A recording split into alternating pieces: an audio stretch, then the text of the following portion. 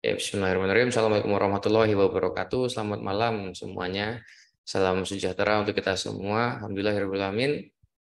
Bisa ketemu di webinar malam ini ya bersama saya, Bayu Agus Prabowo. Nanti saya kenalan deh.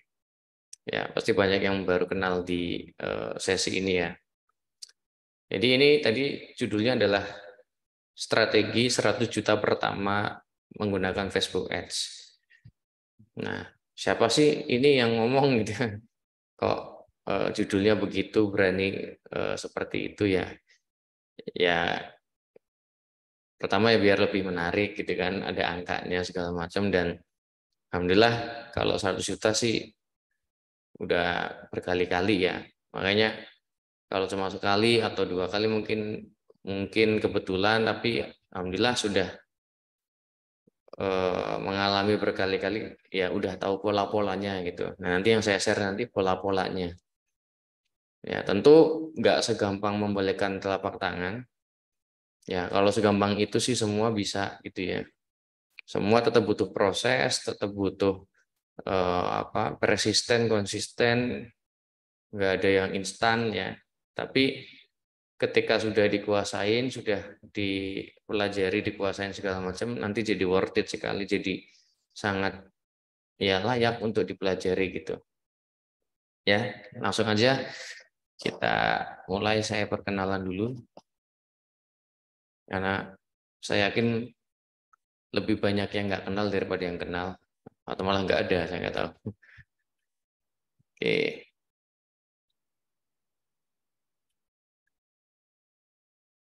Kok dari sini? Ya, sesuai judulnya, strategi 100 juta pertama dari Facebook Ads. Ya, banyak jalan untuk mencapai 100 juta di digital marketing. Pengalaman saya ya paling cepat lewat iklan. Jadi kelebihannya iklan tuh memang kecepatan. Ya, kecepatan. Tentu sebanding dengan resiko, dengan tantangannya harus tahu teknis, harus siapin modal, ya, siap mental juga dan segala macam. Ya, makanya memang kalau belum siap tadi ya modal, mental, sama ilmu, jangan asal-asalan. Nanti takutnya malah kejeblos di sini gitu ya. Perkenalkan dulu ya, nama saya Bayu Agus Prabowo. Sering dipanggil Mas Bayu karena asli Cilacap, wong Jawa Tulen. Sekarang tinggal di Jogja, daerah Godean, istri satu anak tiga, lebih dari 5 tahun di internet marketing ya. Seingat saya sejak 2014 sampai sekarang, alhamdulillah masih eh, eksis ya. Yang masih eksis perusahaannya sekarang Bagus Group. Ya, panggilnya Mas Bayu aja ya, nggak usah Pak Om Coach, apalagi Mas Bayu aja gitu. Sekarang bisnis yang sedang berjalan Bagus Group. Bagus itu singkatan dari Bayu Agus. Apa ya nama grupnya gitu ya. Mas Bayu Agus lah. Bagus kan ya artinya baik, bagus itu kan. Grup, kenapa grup? Ini grupnya baru 2021, jadi baru, karena ada beberapa unit ya. Udah mulai ketemu visi misi, target segala macam, dibikin grup. Ada beberapa unit, salah satunya Creatify yang salah satu penyelenggara acaranya. Kalau Creatify itu memang spesialis di pelatihan digital marketing offline dan online. Banyak temanya, dicek aja di creatify.id ya, ada Facebook Ads, tentang CS, TikTok Ads, reseller, marketplace, rekrutmen, bangun tim, dan lain-lain. Nah, cek aja di situlah. Yang lainnya itu Creatify tadi ya, pelatihan, spesialis pelatihan, satu brand, satu positioning. Digi Volume itu berkolaborasi dengan Mas Welian Tanoyo. Ini jasa kelola marketplace. Mungkin ada yang pernah pakai atau pernah lihat iklannya. Ini spesialis kelola marketplace, agensi kelola akun-akun toko-toko marketplace. Bani.id ini spesialis visual identity, berkolaborasi juga dengan Mas Latif Setiawan, beda lagi. Terus ada Branova, itu spesialis agensi juga, jasa kelola sosmed. Sekolah Advertiser itu program belajar iklan 1 bulan online. ya di luar jam kerja malam biasanya. Saya juga ada konsultan juga. Ya sekarang sedang membantu beberapa brand untuk menahi digital marketing sama timnya di Bagus Consulting, Good People di Yayasan. Nah, produk-produk retail ada di Bagus Media.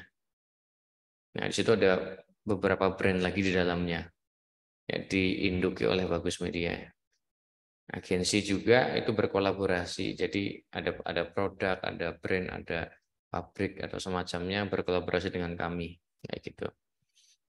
Nah, itu yang sedang berjalan sekarang. Semuanya pakai Facebook Ads. Jadi kalau ada yang bilang Facebook Ads sudah nggak bagus, ya tergantung siapa yang bilang gitu. Kalau di saya sih alhamdulillah ya masih sampai saat ini masih jadi traffic yang dominan di bisnis saya.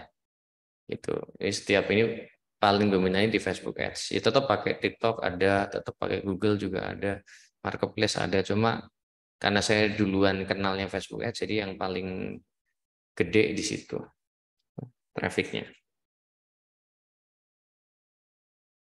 Nah, ini beberapa timnya, ya belum banyak lah. Selain itu juga keliling-keliling, ya, bikin workshop gitu-gitu ya. Workshop Facebook Ads udah 70 angkatan. Ini baru kemarin nih hari Sabtu Minggu kemarin di Jogja. 70 angkatan, ini keliling-keliling lah training in-house training privat, muter-muter gitu. Di corporate juga segala macam. Itu backgroundnya. Ini sekolah profesor. Oke, kita bahas Facebook Ads langsung. Jadi panggil aja Mas Bayu ya. Insya Allah nanti sampai jam setengah 10. Ya, semoga lancar nanti semuanya.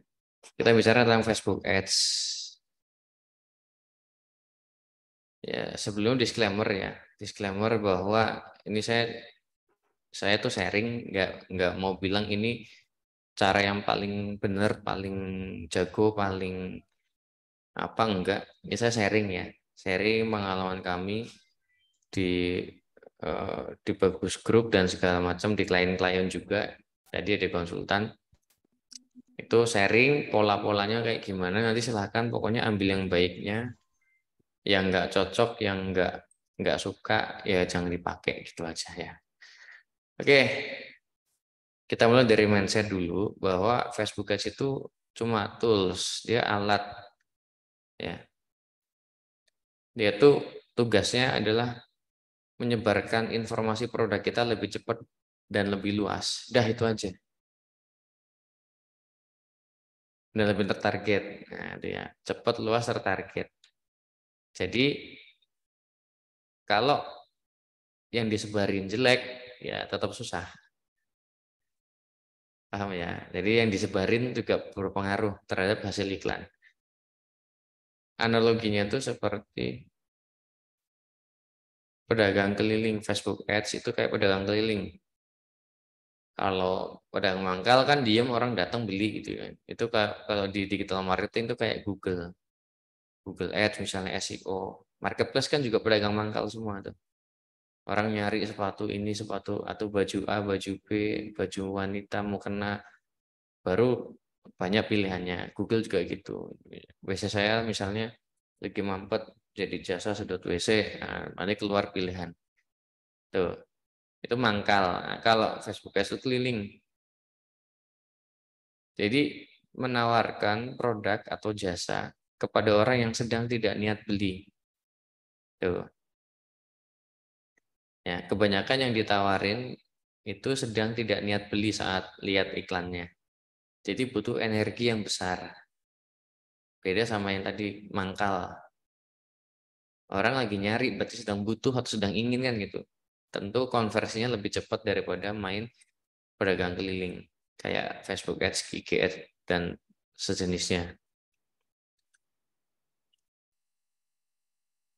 Ada 4 yang mempengaruhi hasil iklan.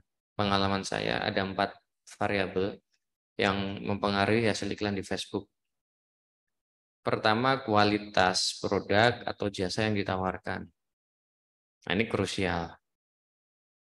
Misalnya si ini sayur ya. udah tahu jualan di Indonesia gitu. Sayurnya sayur yang biasa dijual di Zimbabwe misalnya, ya nggak laku karena permintaannya beda. Nah gitulah, itu produk tuh. Jadi kalau di ilmunya Pak Budisman yang Smart Business Map, nomor satu kan what is the problem. Jadi kata Seth Godin tuh don't find customer for your product, but find product for your customer. Jadi kalau kayak kunci sama gembok, analoginya, lebih enak mana? Nyari kunci buat gembok atau nyari gembok untuk kunci? Ya, tentu lebih enak bikinin kunci buat gembok daripada bikinin gembok untuk kunci. Ya sama-sama bisa, cuma effortnya lebih besar. Ada tukang kunci ada, tapi tukang gembok kan harus ke pabrik gitu. Kalau tukang kunci kan kita bawa gembok nih, Pak ini kunci saya hilang, bikinin kayak gini ya kuncinya. Nah itu anggaplah market, gembok tuh market ya. Nah kunci itu produk. Jadi kita tentukan dulu mau nyasar market yang mana, masalah apa yang mau diselesaikan, what is the problem, gemboknya dulu, baru kita bikinin kunci atau tanda kutip solusinya apa, produknya apa. Itu lebih enak daripada kita bawa produk, tahu-tahu bikin kunci, cariin gemboknya nih, bikinin gemboknya. Bisa nggak? Bisa, cuma effortnya lebih gede. Nah, tahu-tahu bikin produk, baru dicariin marketnya. Nah, itu ya. Jadi produk itu ngaruh banget nanti. Kalau antara kunci sama gembok udah cocok, cekrek gitu, itu namanya produk market fit. Antara produk sama market fit cocok, cekrek bisa buka. Ini tuh variabel nomor satu di iklan. Produknya kayak gimana dulu yang diiklankan. Yang kedua targeting. Misalnya sama-sama jualan sayur yang laku di Indonesia. Dia udah tahu riset lah segala macam. Oh yang laku di Indonesia tuh ini gitu. Yang tadi yang di Zimbabwe, di Thailand misalnya nggak laku di sini, ya udah jangan. Nah sekarang cari targetnya siapa, targeting. Kira-kira deh kalau mau jualan sayur, bagusnya kemana ya? Kalau kalian lagi jualan sayur keliling, kira-kira nyari tempat yang kayak gimana? Coba share di kolom komentar. Nyari lokasi, nargetin siapa? Perumahan. Perumahan. Kenapa perumahan? Banyak ibu-ibu dan ART Kenapa hanya ibu-ibu ART? yang biasa masak. Oke, berarti nyari orang yang punya hobi atau behavior masak gitu ya. Berarti kan gitu ya. Produknya sudah, tentukan marketnya tadi. Mau kemana nih? Nah, nanti kan ada ilmu STP, segmentation, targeting, positioning. Nah, panjang lah. Simpelnya gitu lah. Sayur, oke. Saya mau nyari ke ini sayurnya harga berapa juga kan segmentingnya nanti. Jangan-jangan sayur premium misalnya. Ya larinya jangan ke pedesaan, misalnya ke perumahan elit misalnya. Beda, kemasannya beda segala macam. Itu kan segmenting. Terus setelah targeting, kok nggak mau. Adalah visual. Ada dua pedagang sayur. Kualitas produknya sama, kualitas produknya sama, jenis produknya sama, harganya mirip-mirip. Datang ke perumahan yang sama, tapi visualnya beda. Nah, visual kan, kita bahas visualnya. Yang satu tampilannya kayak gini, motornya keren, sayurnya rapih, itu seger-seger, abangnya ganteng, misalnya gitu ya. Yang satu ya biasa aja lah, gitu. Ya pakai sepeda biasa gitu. Tapi sayurnya berantakan, bahkan udah nggak terlalu seger dilihat, abangnya kusut, kayak gitu-gitulah. Nah, tentu ibu-ibu ya akan lebih kepo sama yang kayak gini nih. Minimal kepo sama abangnya dulu gitu kan. Mau tahu, kok ada tukang sayur kayak gini gitu. Nah, itu sama kayak di Facebook Ads. Bikin konten, kalau B aja, kemungkinan besar di scroll, dilewatin. Padahal tadi saya bilang di depan bahwa kita jualan ke orang yang lagi nggak niat beli. Dikasih konten yang biasa aja, scroll. Maka kontennya harus bikin orang stop scrolling minimal itu dulu. Bikin konten yang bikin orang berhenti scroll.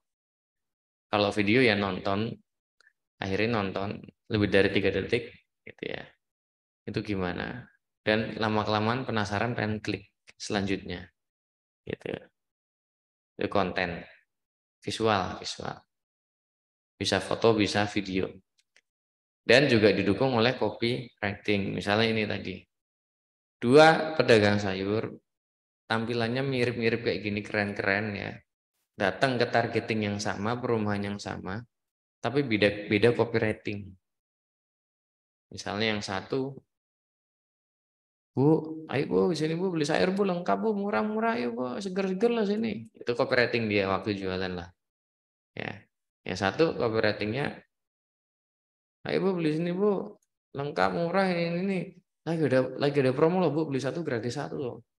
Cuma hari ini loh untuk 10 pembeli pertama. Nah itu. Itu contoh ekstrimnya, yang satu nggak pakai scarcity, yang satu pakai scarcity misalnya. Maka tentu marketnya lebih banyak, nggak semua mungkin, tapi lebih banyak ke arah yang ada promonya, apalagi emak-emak gitu kan. Ngitung hematnya segini, oh ya sini aja deh. Nah berarti 4 ini yang mempengaruhi produknya seperti apa, kualitasnya, targetingnya bener apa enggak. Tadi sayur ya ke perumahan, jangan ke batalion misalnya, gitu. Atau ke stikes. Stikes kan banyak cewek. Nah, cewek kan senang masak, belum tentu usia berapa di stikes, masih muda. Mahasiswa kok suruh masak. Jarang bukan nggak ada ya. Mereka malas beli aja gitu. Jadi behaviornya walaupun sama-sama gender cewek, beda behavior, beda interest. Beda demografi, yang satu jomblo, yang di mahasiswa jomblo ini mama udah pada nikah misalnya. Terus visualnya juga beda. Tadi sama-sama jualan sayur, di targeting perumahan yang sama, beda visual. Itu beda hasil juga. Konteksnya kalau di online ya jelas lah konten iklan. Karena dari 5 panca indera yang bisa tersentuh di online cuma 2, penglihatan dan pendengaran. Maka maksimalkan 2 itu. Kan nggak bisa ngejilat, nggak bisa diraba, nggak bisa dicium kan. Yang bisa distimulus adalah visual atau apa secara visual dan auditori. Dan copywriting ini buat mempersuasinya lewat copywriting. Tadi yang satu pakai scarcity, satu enggak, beda hasilnya. Yang satu fitur, yang satu ngomongin benefit, nanti juga beda. Maka nanti ada beberapa hal yang perlu diperhatikan. Jadi 4 ini, kualitas produk atau jasa yang ditawarkan, targeting, visual, copywriting. Nah, menurut teman-teman dari 4 ini, ya dari 4 ini, kalau di jumlah itu 100% nilainya, menurut teman-teman variabel mana yang efeknya lebih besar dibanding variabel lain? Apakah produk, apakah targeting, apakah visual, apakah copywriting? Coba share di kolom komentar. Coba, saya pengen tahu. Menurut teman-teman, dari 4 variabel ini, variabel mana yang paling besar pengaruhnya ke iklan, ke hasil iklan? Visual, targeting, ya, produk, copywriting, beda-beda ya. Produk,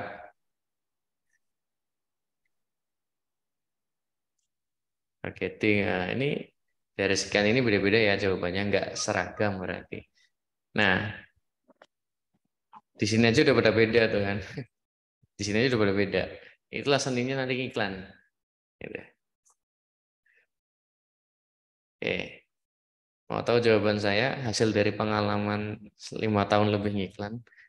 Mana variabel yang paling besar pengaruhnya? Bukan pasti kalau ini bagus pasti profit enggak, tapi paling besar. Kalau 50, kalau ini di 1100, menurut saya 50% ada di satu variabel ini. Separuh keberhasilan iklan ada di satu variabel ini. Apa? Pengalaman saya ya, produk.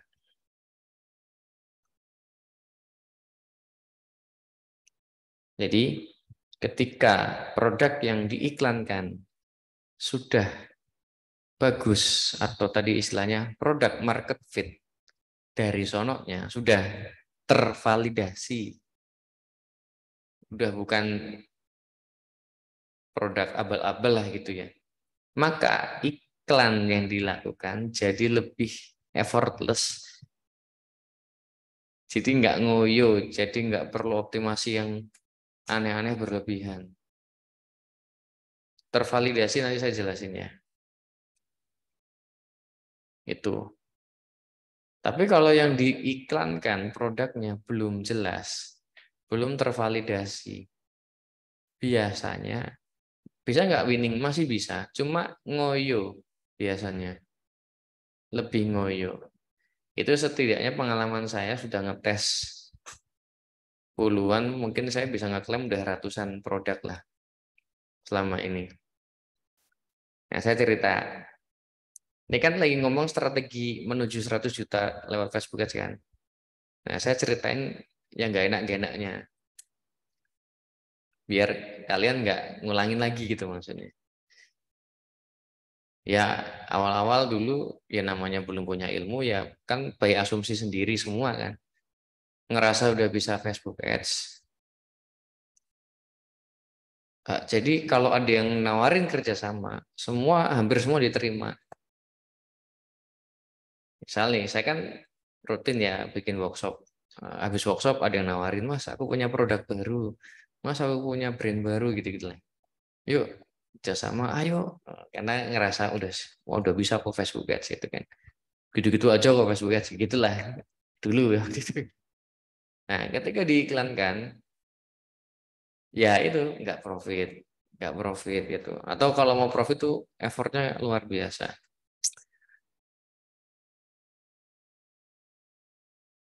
Nah, itu berlangsung bertahun-tahun. Sadar-sadarnya tuh baru tahun 2020-an lah. Ya, lama sekali itu sadar-sadarnya. Nah, dari mana ya belajar, silaturahmi belajar, ikut workshop segala macam lah, semua dipelajari gitu. Karena kan memang kalau owner tuh ya tugasnya memang belajar salah satunya, ngembangin ilmu, cari insight, jejaring dan seterusnya. Nah, ketemu insight bahwa oh alah, ada yang namanya produk market fit istilahnya. Jadi gini, saya ada brand yang udah lebih dari 3 tahun itu kerjasama dengan alumni batch pertama. Dari batch pertama tuh 2018 saya mulai bikin workshop. Itu beliau bikin produk,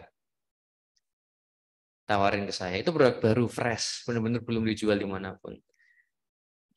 Tapi ternyata saya baru sadar bahwa itu sudah ngalamin namanya produk market fit. Gini ceritanya. Waktu itu dia cerita datangan, Mas, saya punya produk. Nah, terus ngobrol cerita. Ini ceritanya gini, Mas. Dia cerita lagi ya ke saya. Ini obat mah dari tepung apa ubi Garut namanya. Saya aja baru tahu tuh hari itu waktu itu. Opo itu ubi Garut itu. Jadi ini ceritanya gini ke saya ya. Beliau cerita ke saya. Ayah saya punya penyakit mah. Udah coba minum macam-macam. Itu ya sembuh tapi kambuhnya cepat sembuh, kambuh cepat. Terus saya bikinin ini nih karena saya tahu ubi Garut katanya bagus untuk lambung. Saya bikinkan, saya punya lini produksi kan. Dia sebelumnya usaha minuman serbuk gitulah. Jadi udah punya lini produksi, dicoba, diberikan ke ayah saya. Kok enak katanya gitu. Terus akhirnya udah rutin konsumsi, nyebar tuh ke tetangga, ke temen. pada minta. Yaudah kita bikinkan. Kok pada repeat?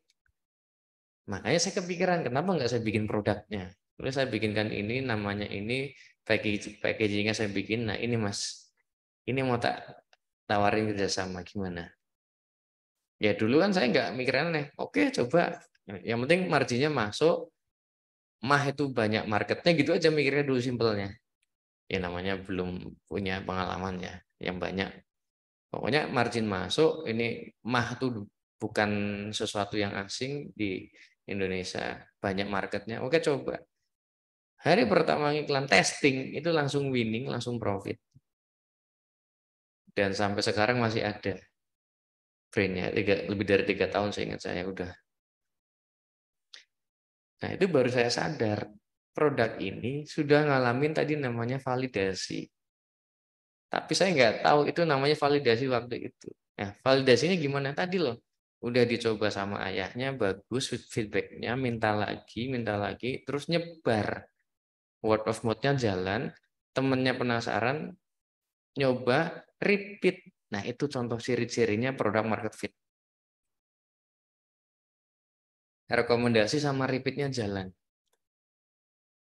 Semoga nangkap ya. Itu di iklan tadi hari pertama, winning, profit waktu itu. Effortless.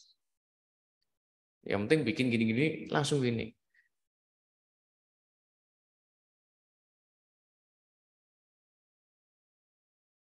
Produk yang lain yang datang ke saya, belum pakai proses kayak gitu. Ya susah. Nggak ada yang istilahnya bertahan sampai lebih dari 3 tahun. Ada yang sempat profit terus mati tengah jalan segala macam lah. Gitu. Profitnya pun lama itu testingnya segala macam. Nah akhirnya dalam beberapa tahun itu ngabisin cash perusahaan untuk riset produk. Nah setelah tersadar saya ganti pola.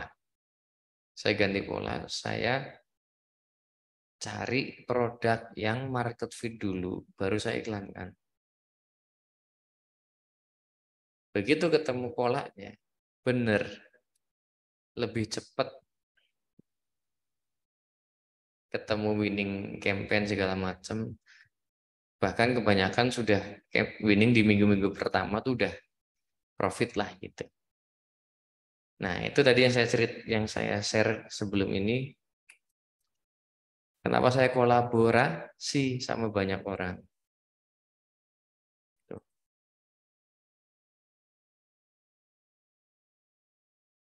Parameter tadi ada rekomendasi dan repeat. Itu rekomendasi dan repeat. Mana tadi? Nah ini di DG Volume, di Bani, sama di Bagus Media beberapa produk itu adalah produk-produk atau jasa-jasa yang sudah jalan sebelumnya, sebelum sama saya udah jalan.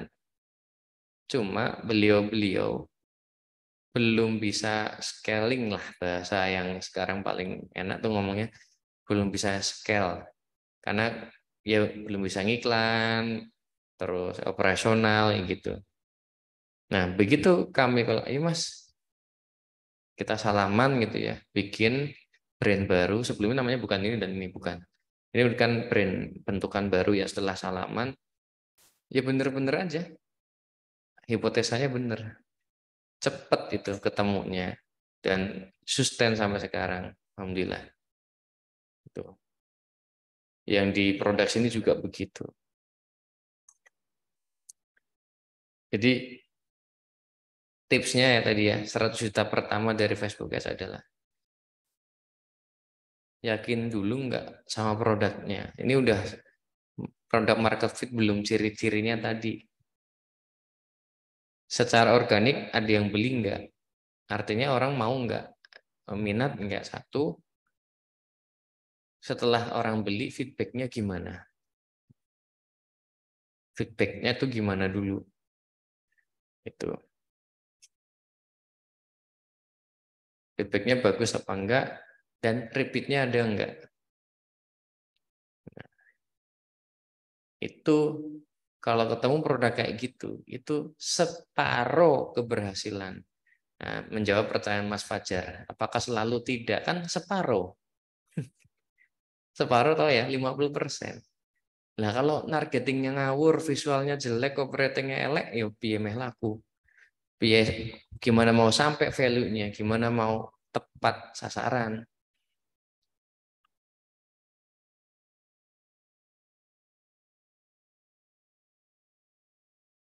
Ya, separuh keberhasilan iklan, separuh 50% ada di produk. Ciri-cirinya tadi terjadi rekomendasi sama repeat di produk tersebut. Makanya sekarang saya strateginya nyari produk yang sudah ada. Ini kemarin nemu satu lagi di UMKM, ada produk teh bunga telang, kalau pernah tahu. Saya juga tahunya gara-gara tim saya. Kan tim saya riset ya, cari produk, terus ketemu lapor kan. Ini Mas, saya nemu ngetes produk teh telang di kemana marketplace itu udah ada brandnya ya, punyanya UMKM di Purworejo. Sudah ada brand segala macam. Saya jual di Facebook Ads kemarin, tes 99.000 laku. Harganya aslinya 25.000. Ya udah hubungin cari ownernya, cari ininya. Ketemu ngobrol kita. Mas, kemarin saya coba ngetes produk jenengan loh. 99.000 laku. Yuk Mas, gitu. Intinya cepatnya gitu lah ya. Iya Mas, kita bikin yuk. Gitu. Tapi beliau, wah kayaknya kalau dinaikin harga segitu, brand saya tuh udah nyebar ya Mas. Tiba-tiba dinaikin segitu ya pada ini protes segala macam. Oh ya udah, singkat kata ketemu solusinya. Ya udah Mas jadi produsennya aja, suppliernya kami. Brandnya saya pegang. Nah ini lagi mau launching, insya Allah bulan depan. Itu contohnya. Karena tadi lo dijual testing aja, kok itu kayak nemu harta karun gitu.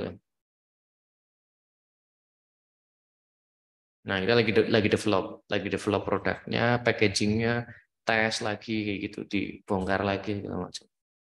Nanti, insya Allah bulan depan udah ada tester ke market.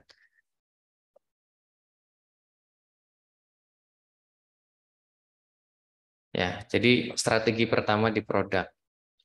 Apakah selalu winning?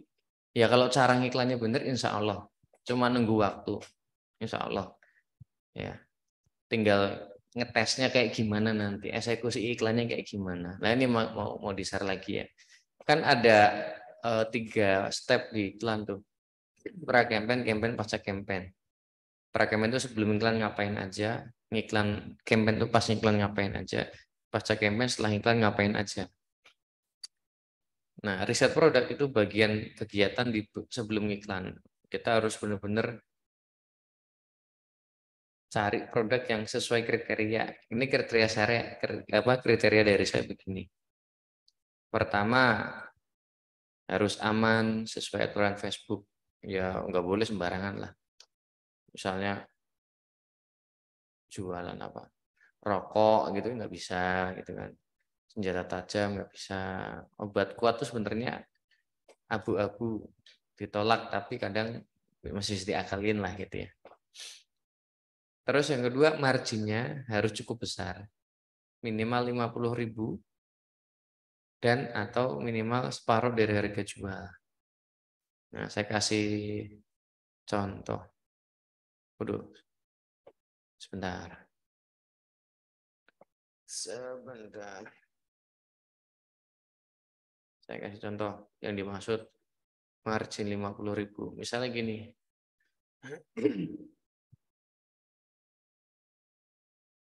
Produk HPP-nya 30.000. Apa misalnya herbal, banyak herbal kayak gini. Dari pabrik itu cuma per botol 30-40.000 dijual 200, itu banyak. Herbal, cari aja. Misalnya HPP 30.000 dijual 100. Itu kan secara nominal gross profitnya 70.000 dan secara rasio itu 70%. Gross profit rasionya 70%, nominal 70.000. Masuk enggak? Ya masuk banget. Minimal 50.000 masuk. Masuk 70.000. Minimal 50% dari harga jual masuk. Masuk 70%. Ini contoh produk yang ideal kalau mau diiklan pakai Facebook Ads. Jadi 50.000 per penjualan marginnya. Kenapa harus segede ini? Balik lagi ke tadi awal, karena kita lagi jualan ke orang yang lagi nggak niat beli. Energinya besar. Kalau marginnya kecil, biasanya ngos-ngosan untuk ngiklan tok, udah habis. Contoh lagi ya, HPP 50.000, dijual 100. Ini contoh yang masih ideal juga, secara nominal 50.000, secara rasio 50%. Ini contoh ideal lagi. Yang contoh lainnya, HPP 100.000, dijual 150.000. Secara nominal masih oke, kan 50.000 ya. Tapi secara rasio di bawah 50%. Ini kurang oke. Cuma selama ininya masih 50, masih layak dicoba. Contoh lagi, properti deh misalnya. Sebagai developer, harga jual rumahnya misalnya yang murah lah 200 juta. Nah, properti itu kan sepahaman saya bisa sampai 20-30% tuh apanya grossnya. Anggaplah 20% aja deh. Anggaplah 20% aja. Berarti kan HPP-nya 160 juta. Nah, secara rasio 20% tapi secara profit 40 juta. Ya boleh. Ini as a developer ya, bukan agen ya. Kalau agensi ya nggak segini lah. Paling cuma 4-5% mentok tuh dari si developernya. Gitu. Itu contohnya yang dimaksud margin. 50.000 dan separuh harga. Itu dua-duanya tercapai ideal. Salah satunya it's okay. Masih layak dicoba. Ini per penjualan ya, bukan per produk. Maksudnya apa ya Mas? Per penjualan tuh gini. Misalnya saya pernah jualan bros hijab. Bros hijab nggak mungkin harga 150.000 yang biasa ya. Harganya paling satunya 15.000, 25.000 gitu. Nah maka saya jualnya jangan eceran. Saya bundling syarat pembelian minimal 6. Contoh lagi, jualan makanan kekinian, snack kekinian. Harga satu paling 15.000, 20.000. Nggak mungkin jualan satu marginnya 50.000. Maka dijualnya bundling misalnya. Minimal beli berapa? 6. Tapi kalau end user kok belinya 6? Ngapain? Berarti jangan iklan nyari end user. Nyarinya reseller. B2B. Jadi yang dirubah adalah bundlingnya, paketannya atau bisnis modelnya. B2C, B2C jadi B2B. Itu. Nah, kalian dapetin 50.000. Kalau untuk produk yang kecil-kecil yang harganya kayak gitu-gitu.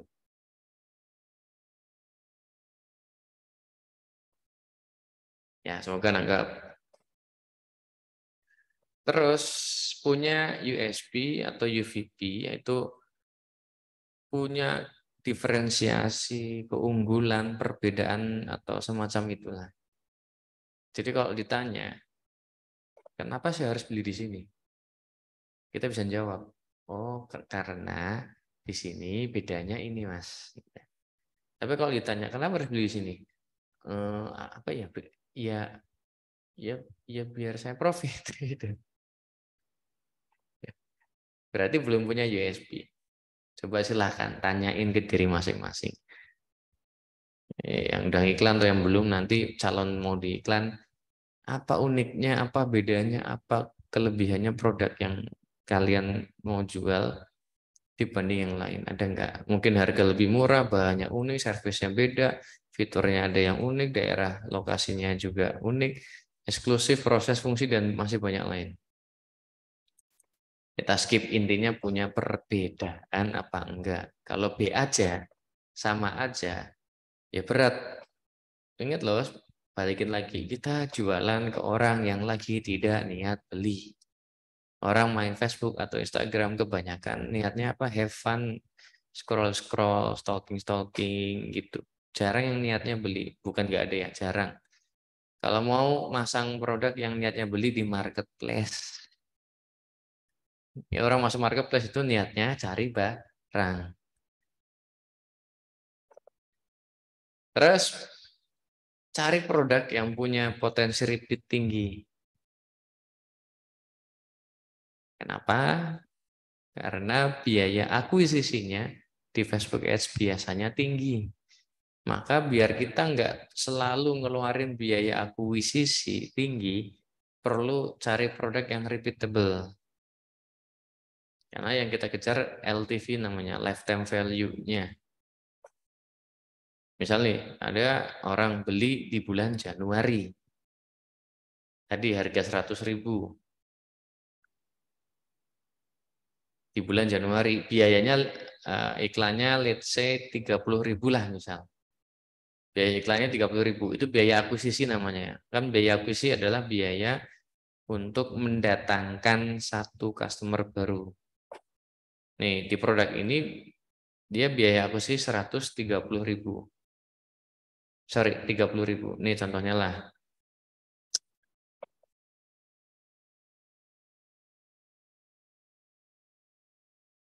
Januari, Februari, Maret, April, Mei, Juni dan seterusnya.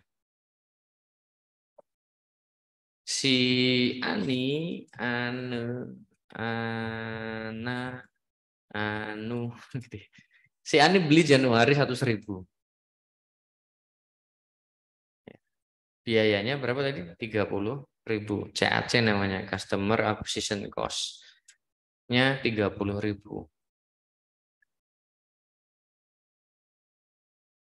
Berarti rasio biayanya berapa? Ya, rasio biaya akuisisinya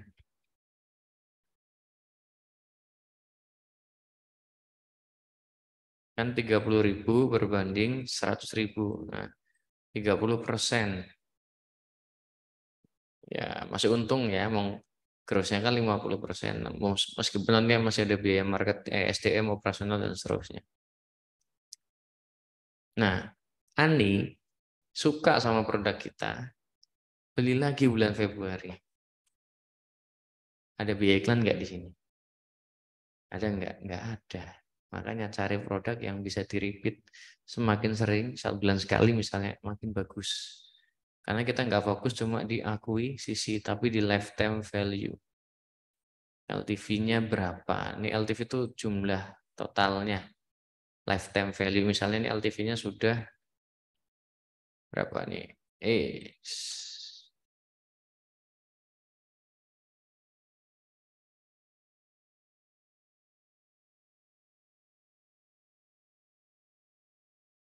Eh, gerak-gerak sendiri.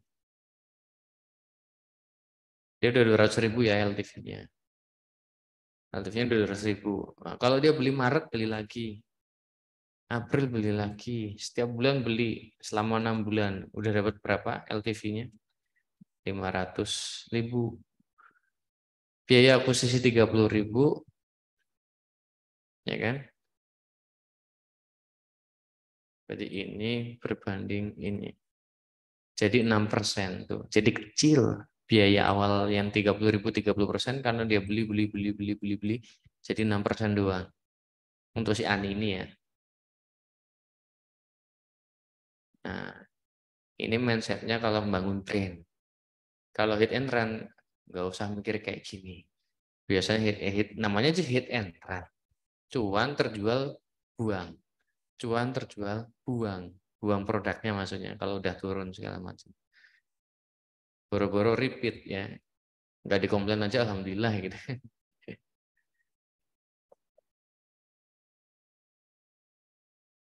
Tuh, itu namanya LTV.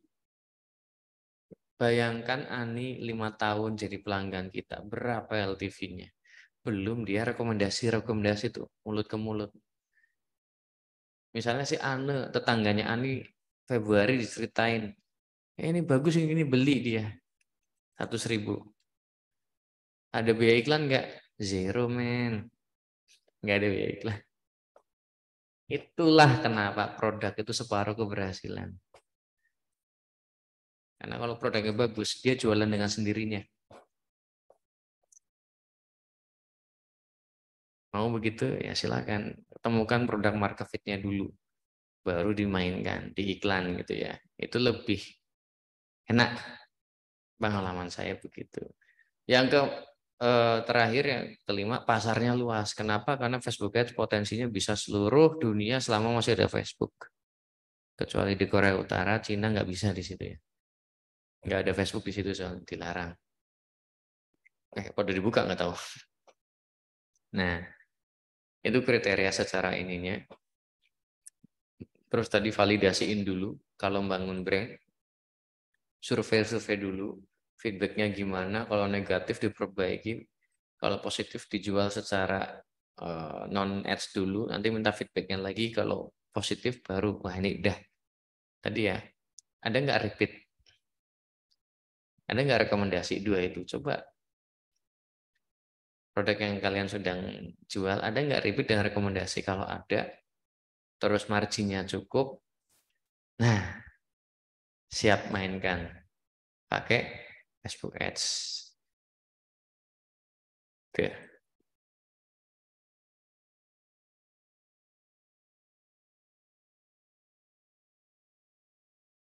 Lalu kita coba ya, kalau mau dapetin 100 juta pertama,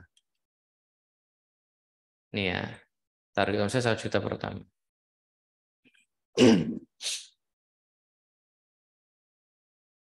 Dengan pengalaman yang tadi itu, metodologi yang seperti itu, produk market fit dulu dicari, ketemu, dicoba. Pengalaman saya ingat saya ya, untuk ke 100 juta tuh 2 bulan, 3 bulan mentok lah. 2 bulan udah bisa. Karena bulan pertama biasanya untuk testing-testing cari pola. Gitu, cari pola segala macam. Karena jasa, makanya juga harus nyiapin tim, nggak kayak produk ya. Kalau jasa tiba-tiba digeber gitu, siapa yang mau nggarap gitu kan? Harus training dulu, SOP-nya diperbaikin. Kalau produk sih gampang. Yang penting ada stoknya, mau digeber bisa. Gitu. Ya rata-rata itulah 2 atau 3 bulan udah bisa. Kalau yang jasa ya. Kalau yang produk retail ya amannya segitulah. Sebulan tuh buat bener-bener buat nyari, ngetes macam-macam. 1 juta per bulan. Kita pengen tahu misalnya HPP-nya seperti ini. Kira-kira tuh butuh budget berapa, timnya berapa, segala macam kita lihat. Bisnis itu kan revenue dikurangi cost. Revenue dikurangi cost sama dengan profit. Nah, kan nyari profit kan. Yang penting pemasukan dikurangi pengeluaran gitu kan. Ada selisih itulah profit. Pengeluaran di bisnis pertama biasanya adalah harga rokok atau harga produk, biaya produk COGS. Biasanya 30.000 atau 30% dari revenue, dari pemasukan nanti. Grossnya 70.000 atau 70%. Selain COGS, selain biaya produk masih ada biaya marketing, SDM, operasional secara umum. Marketing, SDM, operasional. Nah, kita mau split, ini kan energinya ada 70% grossnya. Tinggal di split mau marketing berapa, SDM berapa, operasional berapa. Kita lihat. Kalau mau 100 juta omsetnya, ngejual harga 100 ribuan, butuh ngejual 1000 paket, 1000 dus, 1000 apapun lah jumlah barang gitu ya, terjual 1000. Kalau rata-ratanya beli satu semua, maka butuh 1000 transaksi. Nah, kecuali kalau rata-rata beli dua, oh cukup 500 transaksi gitu. Itu maksudnya AOV, average. Kita mulai dari angka 1 dulu. 1000 per bulan, itu rata-rata butuh 40 per hari kalau dibagi 25. 40 per hari. Misalnya ini adalah produk yang membutuhkan CS sebagai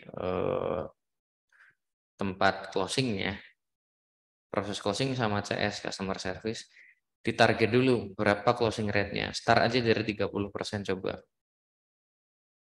Nah, kalau CS-nya ditarget 30% untuk mencapai 1000 transaksi per bulan, maka butuh 3.333 leads sebulan. Leads itu prospek WA, biasanya WA ya. Atau sehari 133 leads. Saya mikir 133 leads sehari kok banyak banget ya. Udah saya naikkan target CS-nya jadi 40%. Nah, ini segini aja deh. Gitu. Target CS-nya, KPI CS-nya saya up dari 30 jadi 40 supaya tim marketing tugasnya cuma datangkan 100 sehari. Kalau 30 kan tadi harus target segini atau sebulan seginilah totalnya. Kan saya mikir-mikir, cobalah saya naikin 40. Nah, 100. Terus saya mikir lagi, untuk handling 100 lead sehari saya butuh berapa CS ya? Nah, ini produknya, misalnya produk yang teh tadi deh. Kalau teh kayak gitu mah bisa lah 50 seorang. Berarti CS-nya ada 2, masukin sini, kebutuhan tim. CS-nya 2. Gajinya katakanlah 2 juta.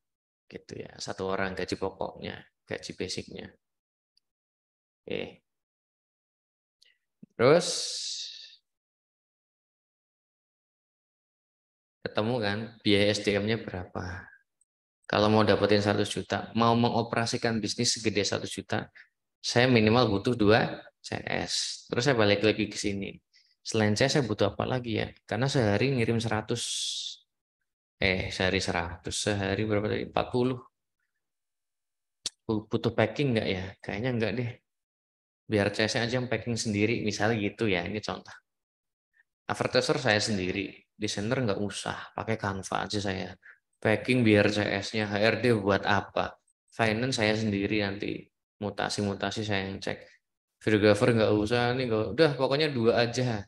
Gitu, misalnya ya. Boleh nggak ya, boleh-boleh aja. Yang penting CS-nya mau dan mampu gitu ya. Sambil CS sambil packing gitu kan. Tapi kalau aduh kayaknya enggak deh, packing deh. Nah, sehari 40 mungkin gajinya karena ini belum banyak, misalnya cari yang freelance gitu atau semacamnya jadi 1,5 misal. Terus lain belum butuh deh, tim yang lain. Ini kan baru starting dari Facebook Ads doang. Tim ininya ya, tim marketing sellingnya. Total 5,5 juta kan gitu kan. Oke, masukin 5,5 juta. Itu seberapa persennya 1 juta SDM, misalnya kasih 6% deh. Nah, baca 6 juta. Oke, dapat ya. 70 kurangi 6. Masih sisa 64. Ya, grossnya 70, dikurangi 6% SDM, masih sisa 64. Operasionalnya berapa? 1% coba. 1 juta. Cukup lah buat bayar listrik. Ini cukup 1 juta. Kelebihan malah. Sisa 63%. Nah, masih ada biaya marketing dan net profit. Nah, silakan sebagai owner kita bebas. Di bisnis ini, di produk yang ini, saya mau ngincer net profit berapa sih? Misalnya kan ada 63, saya mau ambil 30 deh. Jadi begitu ini tercapai 100 juta, saya harapannya targetnya dapat 30 juta net. Ini EBITDA ya sebelum pajak segala macam. Ini masih profit net, profit before tax, interest dan lain-lain. Nah, berarti masih ada 33% masukin biaya marketing. Nah, kalau ini konteksnya iklan ya full ini 30 juta buat iklan. Nah, ini misalnya udah di bulan kedua atau ketiga kayak gini. Bulan pertama ya mungkin startingnya 30 juta dulu, nanti naik jadi sekian ya gitu-gitu lah. Tergantung silahkan. Ini kan karena judulnya 100 juta, saya langsung lompat ke 100 juta. Jadi setiap bulan tuh bikin begini. Kan dapat budget. Oh, tim marketing budgetnya sekian, advertiser budgetnya sekian, maksimal SDM-nya budgetnya sekian, operasional maksimal sekian, nah, targetnya net profit sekian. Berapa Mas angka idealnya angka ini? Ini nggak ada standar, ini subjektivitas masing-masing. Misal gini, ada pebisnis, Mas saya mah nggak apa-apa Mas, 10% aja, alhamdulillah. Yang penting lancar lah. Boleh nggak? Ya boleh, bisnis-bisnis dia. Masa saya nyalahin, aduh Mas, kamu bodoh deh kayak. Masa cuma ambil 10% dari bisnis? Ya kan nggak bisa gitu. Terserah-terah dia punya dia kok. Nah, ini namanya angka ini subjektivitas banget. Marketing juga gitu. Enak banget Facebook misalnya. Ini ads kan. Enak banget sih Marzuki misalnya. Saya cuma dapat 10, dia dapat 30. Saya balik sekarang misalnya. Saya 30, kamu yang 10. Nah, tinggal pertanyaannya nanti gini. Dengan budget 10 juta bisa nggak ngasilin 100 juta di produk ini? Kalau yakin pede ya monggo silahkan. Karena nanti kalau udah ada tim advertiser ini KPI advertiser ini nih, harus datangkan WA atau leads harganya maksimal 4.000 perak. Dari mana nih? 10 juta ya dibagi 2.500. Kan kebutuhan lead sebulan 2.500, dikasih budget cuma 10 juta. Ya berarti kan 10 juta dibagi 2.500 mendingan 4.000 per lead targetnya tim marketing. Ya silakan. Kalau bisa ya monggo. Nah, tapi dipikir lagi sama ownernya, oh iya, masa 4.000 per lead kayak bayar parkir mobil aja gitu kan. Bisa saya naikin deh. Mau saya masih punya 23% gitu kan. Saya naikin coba 20% dulu berapa? 8.000. Wah, masih terlalu rendah. Apa maksudnya terlalu tinggi nih targetnya. Saya naikin lagi 30% coba. Nah, 12.000 lah. Make sense nih targetnya ke advertiser 12.000 per WA. Ini kan buat ngitung KPI. Nah, KPI di advertiser. Nah, sementara advertisernya kita sendiri misalnya. Kalau belum punya tim. Berarti target ke diri sendiri saya harus datangkan lead dengan harga maksimal 12.000. Dan saya harus punya CS dengan kemampuan closing rate 40%. Gitu. Sisa 3%, terserah mau jadiin bonus, mau jadiin apa, bebas. Ini contoh yang produk tanpa COD. Kalau ada COD-nya, atau bahkan full COD nanti misalnya, dipertimbangkan juga budget returnya mau berapa persen. Hati-hati, retur tuh diam-diam ngurangin profit loh. Makanya dihitung, misalnya maksimal 5%. Retur tuh maksimal 5%. Tulis aja 5% misal. KPI saya di retur maksimal 5% misal. Gimana caranya jangan sampai lebih dari 5 dari total yang terjual. Kok jadi minus bawahnya Mas? Berarti kalau sini minus harus di netralin. Harus ngurangin atasnya antara ini. Silakan mau ngurangin mana 2%. Udah saya tak ngalah, tak kurangin profit saya. Biar ini masih minus juga ya udah 27% dah. Nah, gitu.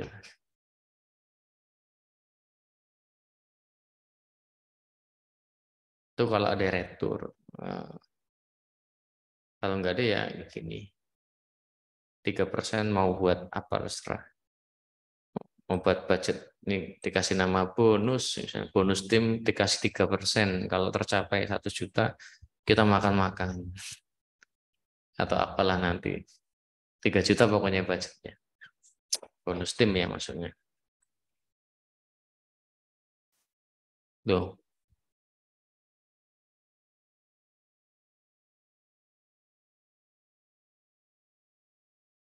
emang bisa Mas komposisi kayak gini? Bisa. Makanya sekarang kalau saya jualan, nyari produk gimana caranya minimal ini 50%. Minimal banget. Apanya? Grossnya. Biar longgar di sininya.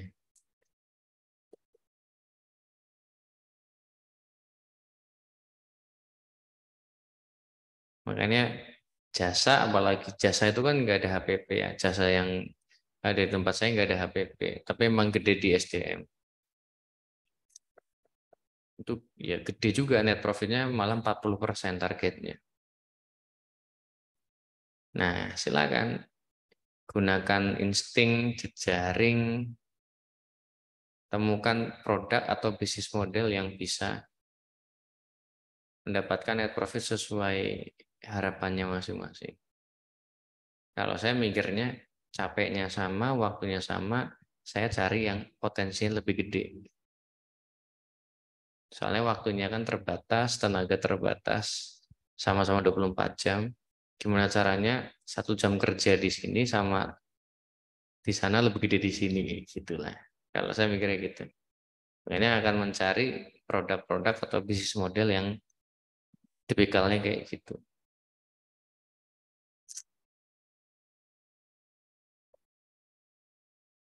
Nah, itu dari sisi strategi di sininya.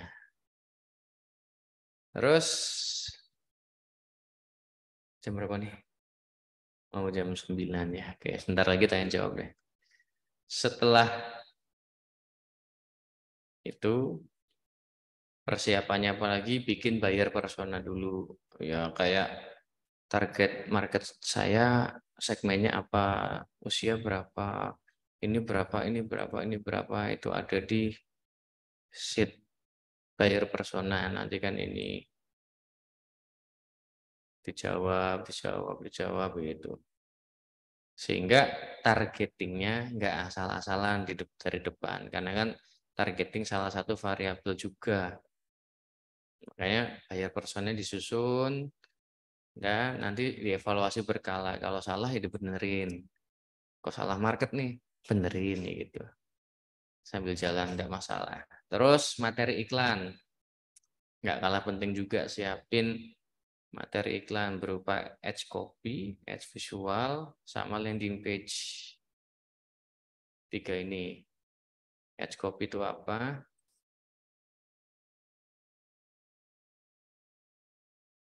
Loh, kok logout?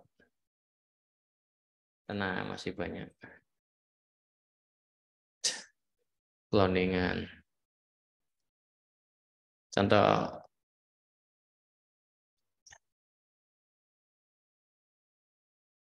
ini ads copy. Pokoknya yang bentuknya teks, ini ads copy, ads copy. Ini ads visual. Itu istilahnya ya. Digabung namanya ads kreatif.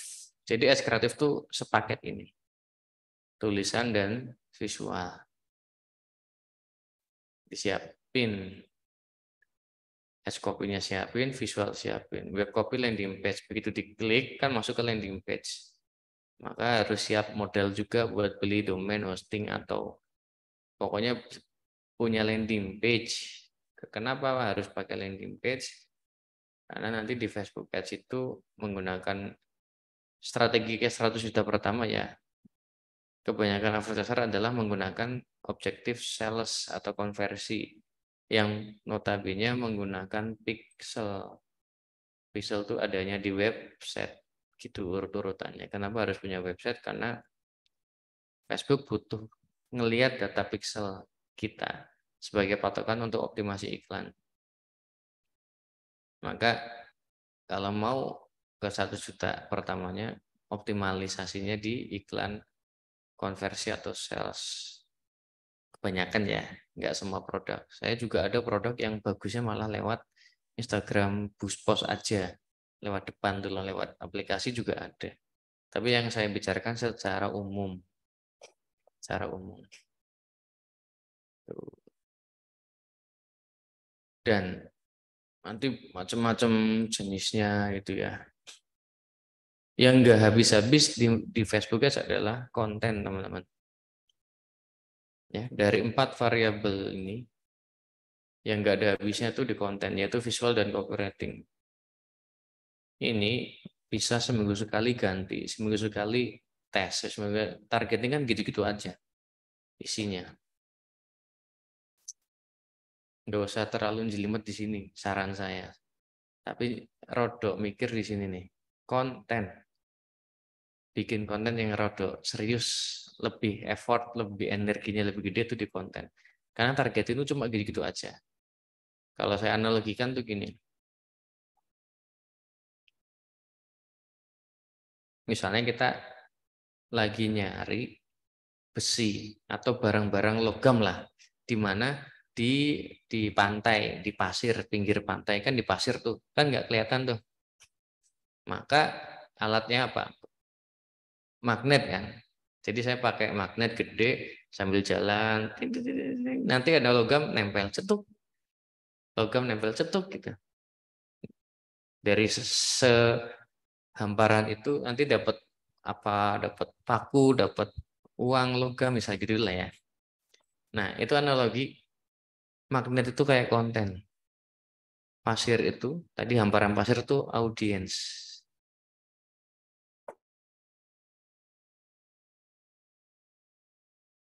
Facebook Ads itu nanti yang jadi magnet audiensnya tuh lebih ke konten kalau menurut saya. Karena begitu orang itu respon sama konten kita, terus misalnya sehari itu iklannya tayang ke 1.000 orang misal gitu ya, atau 10.000 orang, tayang ke 10.000 orang, yang ngerespon iklan kita ada 100 misalnya. Atau 1.000 deh, 1.000 entah yang nonton video atau like, comment, share sampai klik bahkan klik. Nah, nanti Facebook itu akan ngelihat 1.000 orang yang respon konten kita itu kayak gimana profilnya, behavior, demografi, interestnya kayak gimana. Nanti dicariin sama Facebook yang mirip-mirip yang ngerespon konten kita yang pertama kali tadi.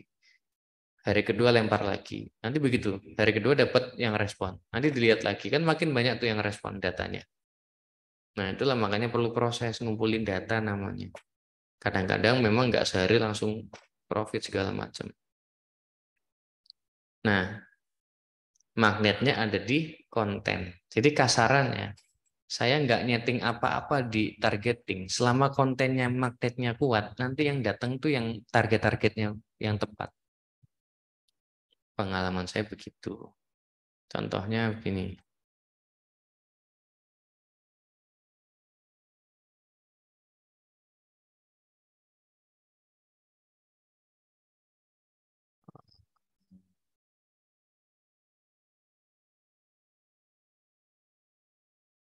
Ya, penampakan Ads Manager ya, kalau yang belum pernah. Kan ada campaign, ada adset, ada ads ya. Kalau mau targeting kan di bagian adset. Nah, ini iklannya conversion, sales gitu pakai pixel, makanya butuh landing page.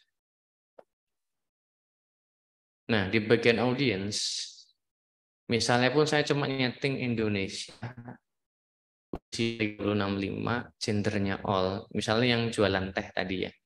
Ini saya nggak pakai interest apapun kayak gini nih. Saya kosongin atau broad ya istilahnya broad targeting.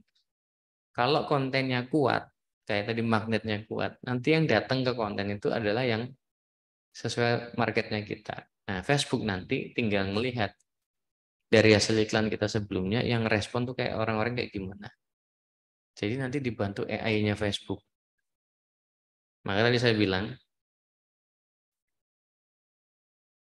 pengalaman saya yang perlu diseriusin tuh di sini nih. Kalau targeting tuh ya tetap penting, cuma maksudnya jangan dibikin pusing banget di sini nih. Kasarnya tadi di blongke masih bisa bagus kok, selama kontennya bagus banget, kuat ya. Dia analogi ini kayak magnetnya tuh kuat banget di pasir tadi itu, dia sampai nyedot yang di kedalaman 1 meter misalnya itu contoh analogi ekstrimnya lah. Saking kuatnya magnetnya. Nah, kalau mau ngeriset misalnya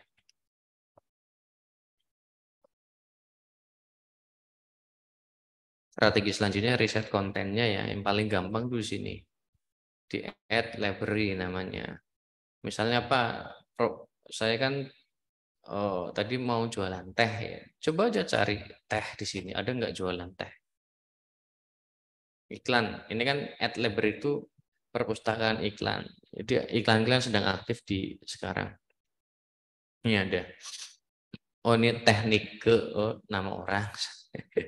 Nggak cari teh kotak iklan. Teh es teh jus ini jualan apa? Franchise ya gitu, gerobakan gitu. Ini sama gerobakan. Kok malah belum nemu yang teh. Coba saya spesifikin lagi deh. Apa ya? Eh, Teh herbal misalnya ya. Ada nggak? Iklan dengan kata kunci teh herbal. Nah, nih herbal pecahkah. Langsung dari akarnya karema. Oh, ini bukan teh sih ya, tapi ya. Nah, maksudnya buat apa? eh Buat benchmark, buat cari ide konten iklan di sini salah satu tempatnya. Royal ID Teh Premium lah ini. Mau langsing, mau berarti langsing coba kita lihat. Wah, ada 14 harinya gini lolos ya. Kan nggak boleh overclaim kalau sebetulnya. Oke. Ini LP-nya, landing page-nya ya. Kalau intinya ini apa Perjuangan langsing jangan di skip, please tonton video ini sampai akhir. kontennya begini. Oke, mantap. Nah, kan dapat ide. Ini coba Royal ID Premium. Dia iklannya berapa? Oh, cuma 2. Di fanpage ini cuma 2. Ini sama ini. Dua musik. Nah, ini iklan yang nggak ada habis-habisnya itu konten nanti. Kalau udah mulai rutin. Targeting itu gitu-gitu aja. Lebih banyak varian konten daripada varian targeting. Itu maksud saya. Kan nanti ya siapin tim konten. Mau freelance, mau pokoknya harus punya sistem produksi konten yang banyak dan bagus. Untuk supply kebutuhan testing iklan yang tidak ada habisnya selama masih iklan.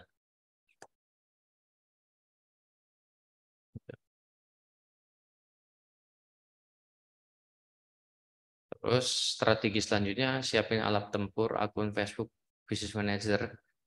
Ini juga nggak bisa sembarangan. Harus ada strategi, harus punya backup karena mau iklan rutin kalau cuma punya satu akun Facebook, resikonya besar banget.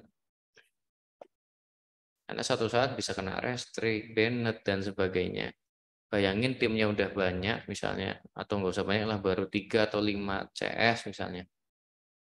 Tiba-tiba akunnya kenapa-napa, iklannya stop. Sedangkan lead semua dari iklan misalnya. Itu pusing itu. Makanya daripada itu terjadi, siapin strategi-strateginya gitu.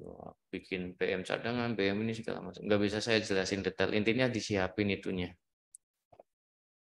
Ya. Nanti supply akunnya bisa beli, bisa ternak, bisa pinjem. 3 itu caranya lah pokoknya. Lalu bikin landing page, bisa WordPress atau berdua atau apapun. Ini juga siap-siap sering-sering iklan, sering-sering testing. Nah, itu strategi-strateginya. Kalau teknisnya ya nggak mungkin lah. Teknis iklan kayak gimana tuh masih banyak. Cara evaluasinya gimana, ini mana nggak mungkin cukup. Workshop saya biasa 2 hari kok. Suruh 2 jam ya nggak mungkin lah. Yang penting udah ada gambaran potensinya seperti apa, strateginya seperti apa, yang disiapin apa, gitu kan. Ini minimal inilah udah menuju 100 juta sampai udah kebayang tadi biaya-biayanya, bikin proyeksinya kan udah ada tadi. Nah, ini di sini sudah ada juga. Nah, itu kalau materinya dari saya, monggo yang mau ada yang mau tanyain. Kalau ini belum bisa ya ini karena materi di workshop ya soalnya. Sheet yang ini ya. Tapi nanti coba ya saya pertimbangkan. Soalnya ini part of semua ini workshop gitu. materi workshop. Silakan ada yang mau tanyain tentang tadi penjelasan saya strategi atau ya strategi lah ya, enggak teknis kok. Fundamentalnya apa, yang diperhatikan apa, yang dihitung dulu apa, tadi kan proyeksinya kayak gimana, tips triknya ya.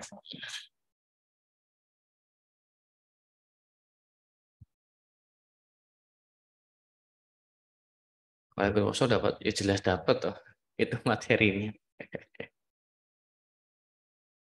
Enggak dijual itu. Belum pernah dijual maksudnya. Untuk menghindari akun Facebook tidak mudah kena banned, gimana triknya? Oke.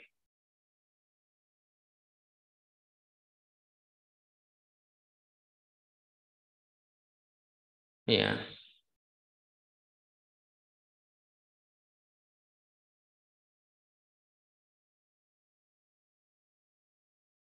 pengalaman saya loh ya, ini bisa beda-beda monggo. Pertama kan supply akun tadi ada 3 caranya: beli di tempat jual beli akun banyak, ternak bikin sendiri jadi ternak sendiri, dirawat sendiri, atau pinjam. Misalnya punya saudara, punya temen nggak kepake Facebooknya, pinjam. Nah syaratnya, kriterianya misalnya pertama minimal 1 bulan. Apa kalau beli cari yang 1 bulan, ternak juga jangan iklan dulu kalau belum 1 bulan. Kalau ternak bikinnya di handphone, jangan di PC, ya bener-bener kayak orang main Facebook gitu. Terus aktif, misalnya beli akun lama, akun 2020 2017 tapi nggak pernah aktif di handphone, juga besar resikonya gitu. Jadi usia ada ngaruh, tapi aktif juga ngaruh juga gitu. Dua variabel yang berbeda ya. Terus sudah terverifikasi nomor, email, nama KTP, nama Facebook sama dengan nama KTP itu bagus banget.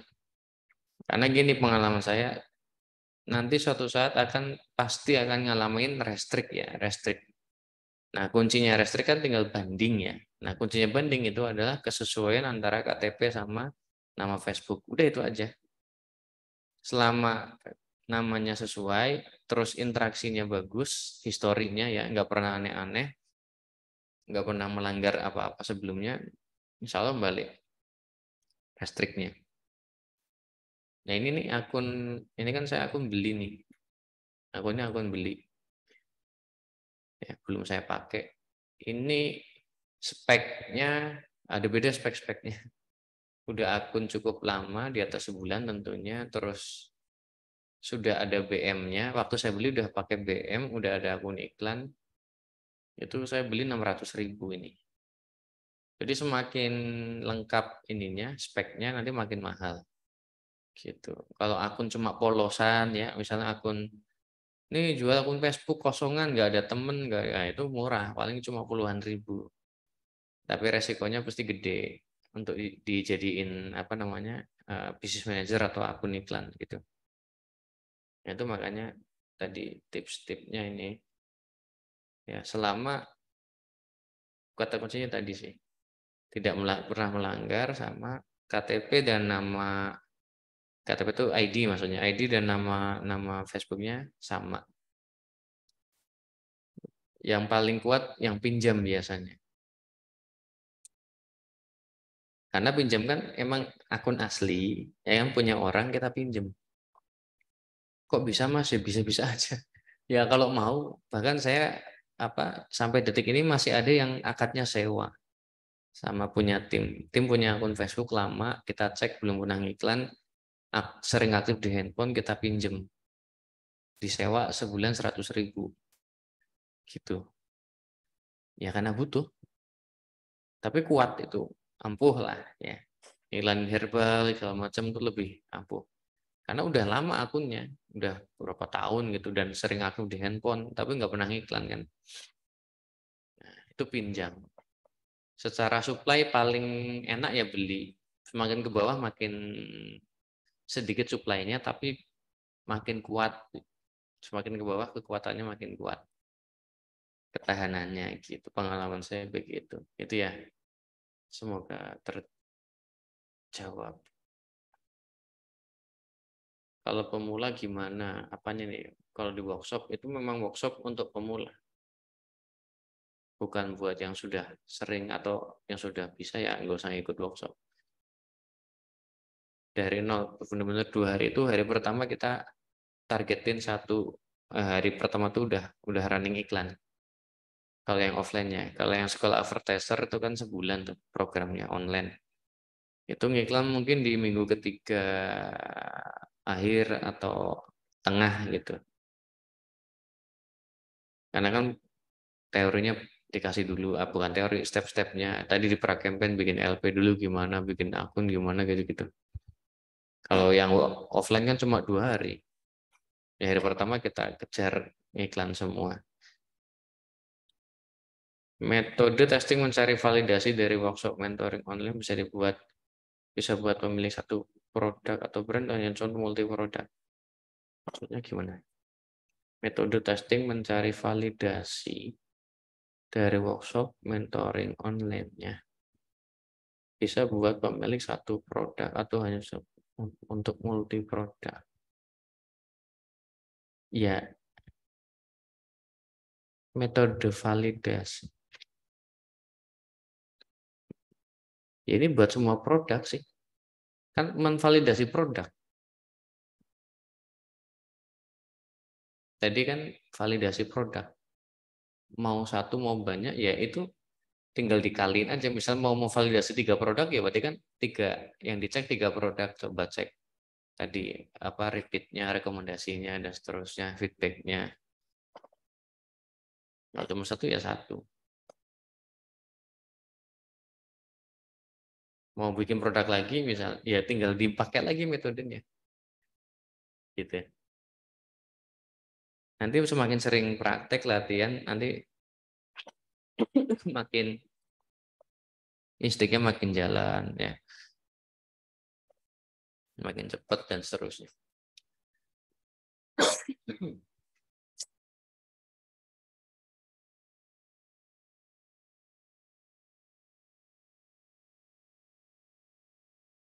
Ada lagi?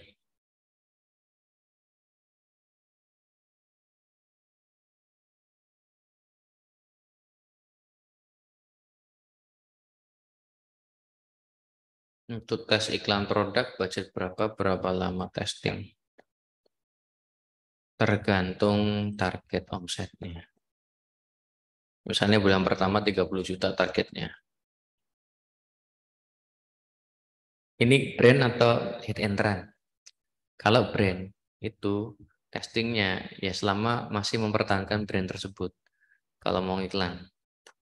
Kalau udah nggak yakin nggak usah diiklan. Tapi kalau hit and run tuh ya entah dropship, entah kolaan itu kalau saya 300.000 di iklan habis 300.000 nggak profit ganti. Beda ya cara mainnya. Ya yang bangun brand sama hit and run kan beda. Misal gini, saya bangun brand, udah capek-capek riset formula, misalnya herbal deh, udah ngurus BPOM, masa ngiklan seminggu belum winning dibuang brandnya. Anggap tau maksudnya? Ya harus dipertahankan, diperjuangkan lah. Kamu udah memutuskan bikin brand, berarti kan yakin dengan kualitas produk atau brand tersebut. Yang iklannya jangan cuma seminggu, sebulan ya sampai ketemu. Lah kalau nggak yakin ngapain dibikin brand?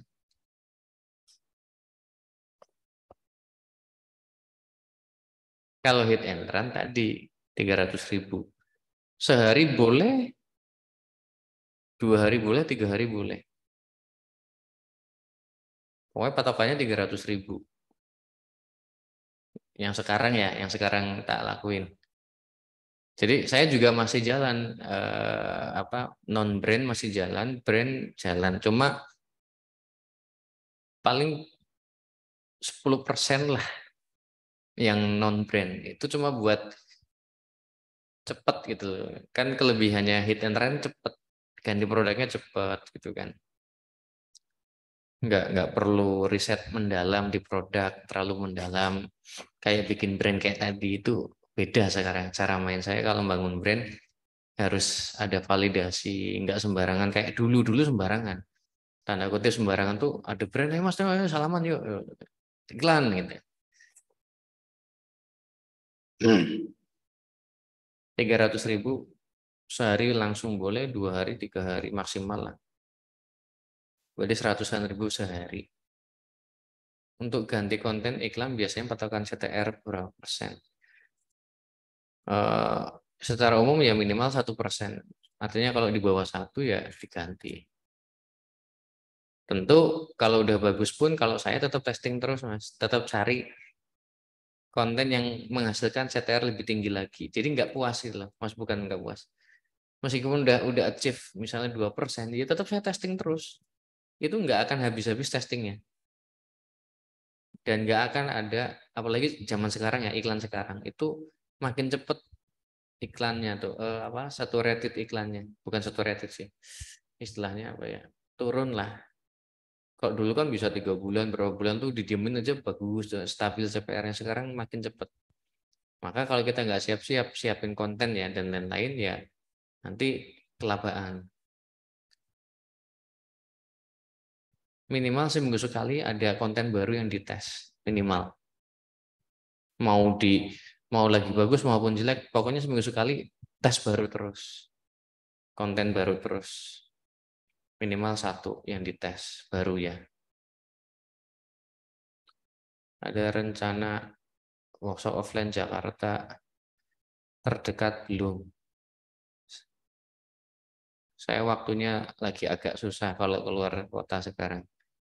Jadi sementara di Jogja, dan yang jauh-jauh ada online tadi kan, yang makanya saya bikin program yang sekolah Averteser itu buat mengakomodir yang belum bisa ke Jogja. Ini buka aja nanti websitenya, sekolah Averteser. Selama sebulan 12 kali pertemuan, Senin, Rabu, Jumat, malam hari 2 jam, kayak gini-gini lah jamnya. Ada rekamannya, ada one on one-nya juga. Jadi satu ini pas offline. Kita pernah bikin offline di kantor kreatifnya sebulan. Itu marem banget gitu. Puas. Tapi energinya juga gede banget lah. Online sih, online gitu. Ini udah batch ke-10 kalau yang program baru ini. Kalau workshopnya udah 70 sih, 70. Mulai tanggal 10 Agustus nih yang batch 10. Gitu. Jakarta belum.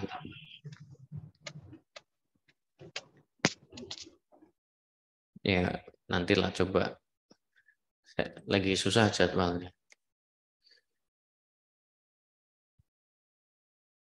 Palembang apalagi.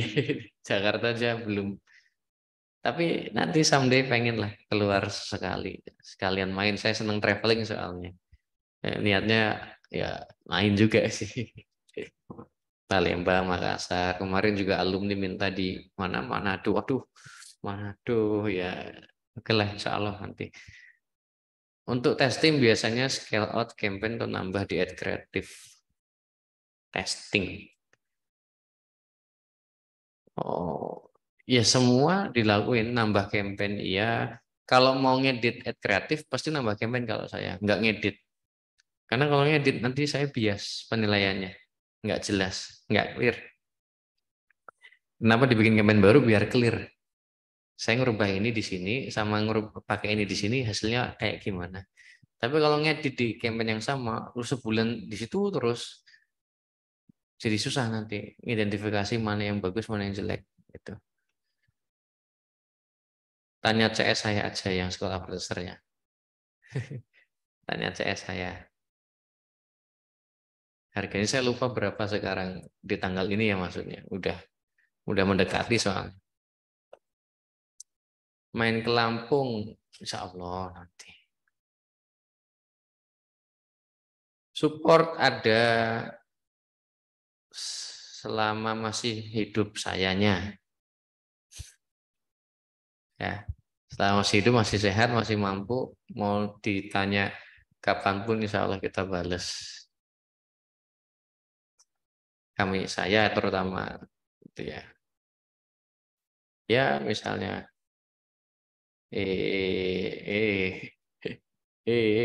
kayak mana grup LAM.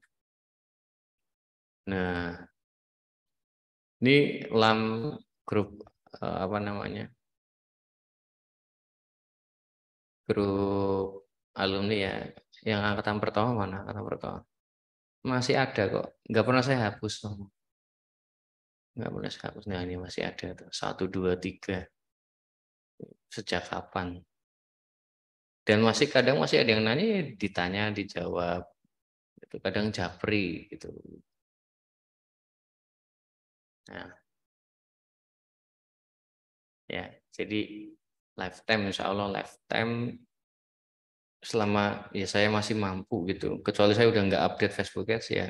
Kalau nggak tahu ya saya jam nggak tahu gitu aja. Terus kalau nanti juga ada apa namanya?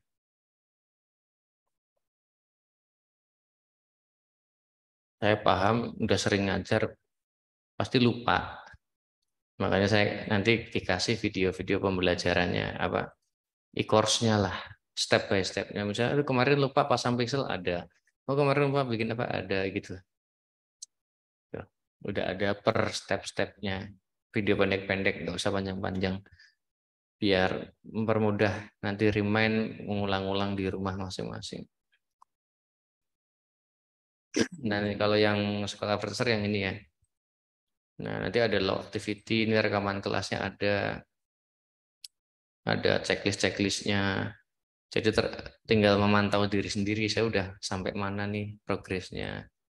Nah, nanti juga ada one on one-nya, ada jatahnya masing-masing one on one. Ya gitu. Ya lah, pokoknya tinggal dipakai.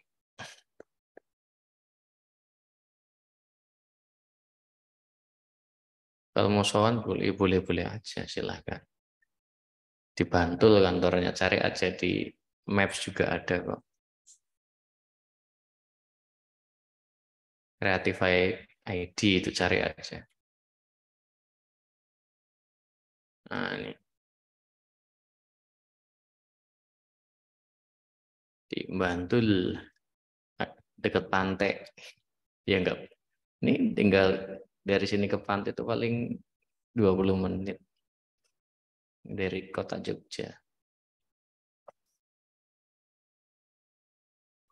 Untuk konten prefer gambar atau video, dua-duanya dipakai. Cuman nanti begitu dapat data lihat hasilnya kok lebih bagus video, banyakin video. Atau sebaliknya dari hasil testing awal kok banyakan konten gambar, ya banyakin gambar. Ingat ya, banyakin, bukan semuanya. Tetap butuh variasi. Makassar insya Allah. Nanti ya saya lagi nata perusahaan dulu sehingga bisa ditinggal-tinggal lebih jauh lagi. Kalau diikuti ini praktekan ilmu sculpture bisa ngiklan baca dari bahasa. Ya semua lah, semua. Ya, ya semua kebutuhan jadi advertiser ya jelas baca data butuh, testing butuh. Sebulan.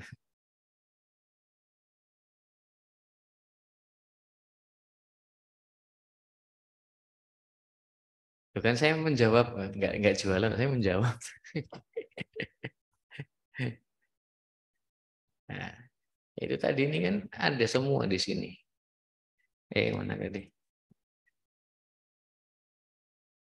Cara baca data ya ada, cara split test ada harusnya.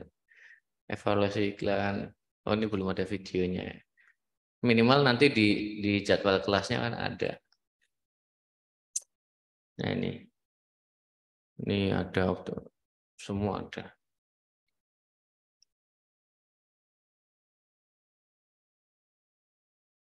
Kok jadi malah nanya-nanya kelas?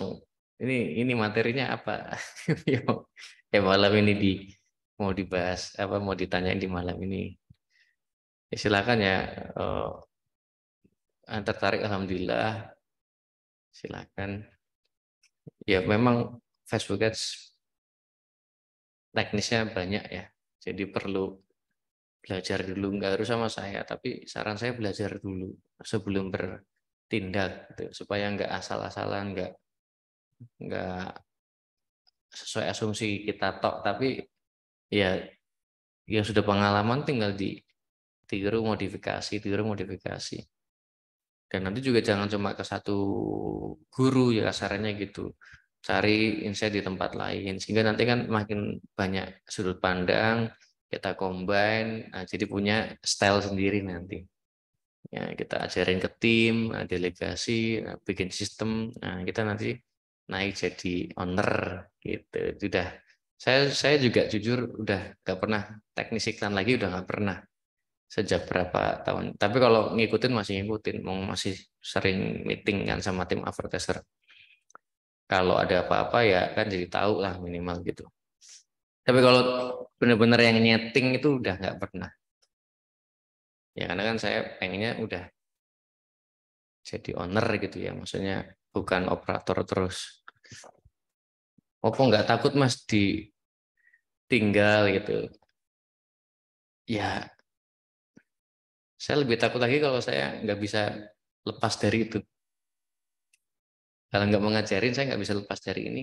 Saya lebih takut lagi. Nggak bisa mikirin yang lain itu maksudnya. Kalau memang toh ada prosedur juga kok. Nggak boleh sembarangan. Kalau mau bisa waitlist kan ada. Tapi kalau masih awal-awal mah nggak usah pakai waitlist dulu. Waitlist tuh lebih peruntukannya kalau menurut saya itu cocoknya buat yang mau scale budget gede-gedean aja. Karena kan dia menangnya tuh nggak ada limit budget satu ya. Dia paling menonjol benefitnya adalah budgetnya tuh unlimited lah bisa dikatakan gitu. Perharinya mau berapa monggo.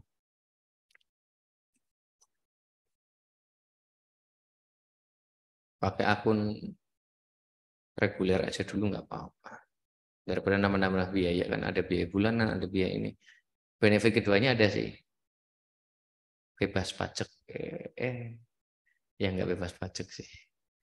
Ya begitulah pokoknya. 11%-nya nggak ada. Ya tergantung ya vendornya. Kalau yang di tempat saya itu nggak ada 11%-nya.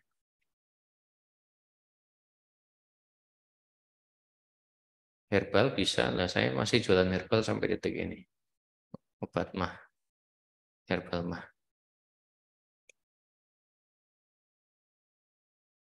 Yang penting kontennya. Jangan overclaim, jangan melanggar peraturan-peraturannya Facebook tentang konten iklan.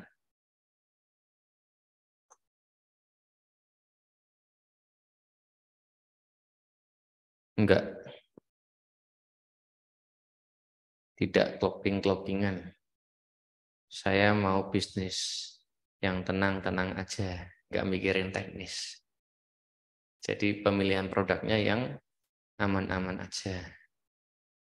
Itu pilihan ya, saya nggak anggap itu salah, itu pilihan. Kan nanya dia, ya jadi enggak, mau saya nggak pakai gitu loh maksudnya.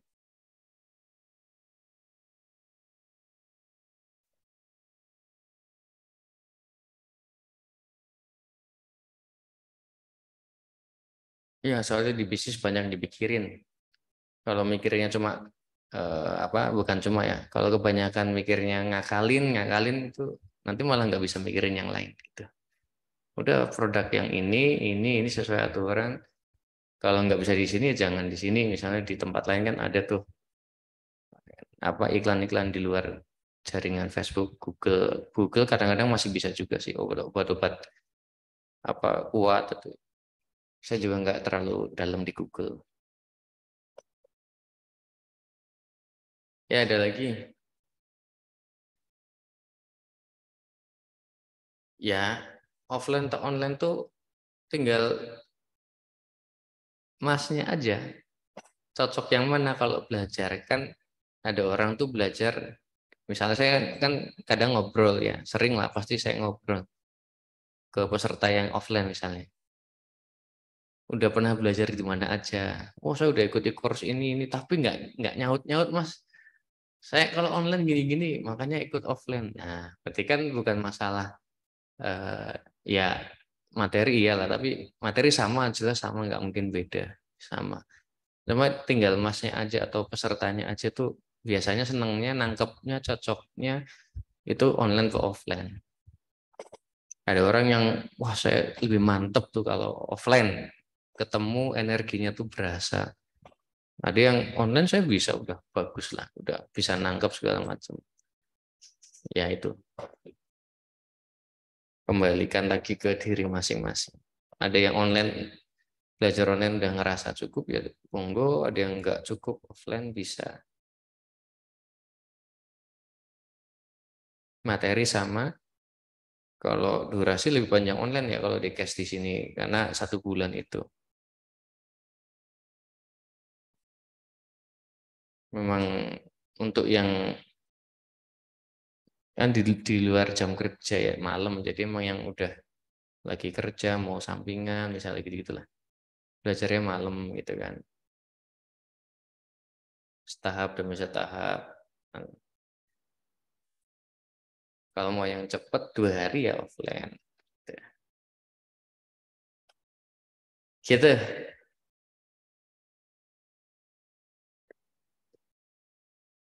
Ah, nggak bisa di ke WA. Oh ya ya.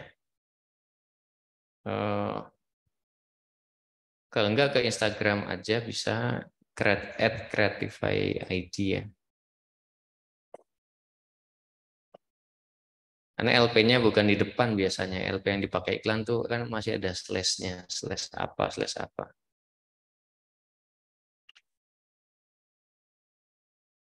Di sini aja nih, silakan follow juga promosi.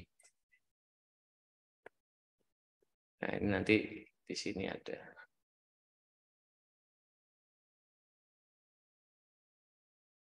Atau DM atau langsung chat CS-nya. Gitu.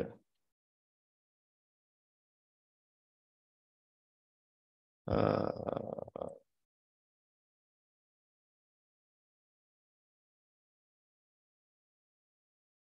oh, belum masuk sini yang sekolah advertiser. IG-nya yang khusus sekolah advertiser juga ada kok. Sekolah advertiser. Nah, ini.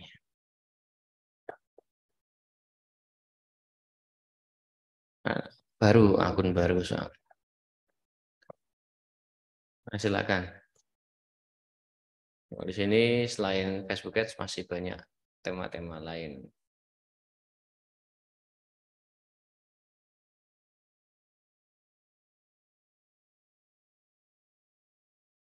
Oh, ini ada link sekolah advertiser ada. Oke, gitu. Ada lagi selain pertanyaan kelas tentunya.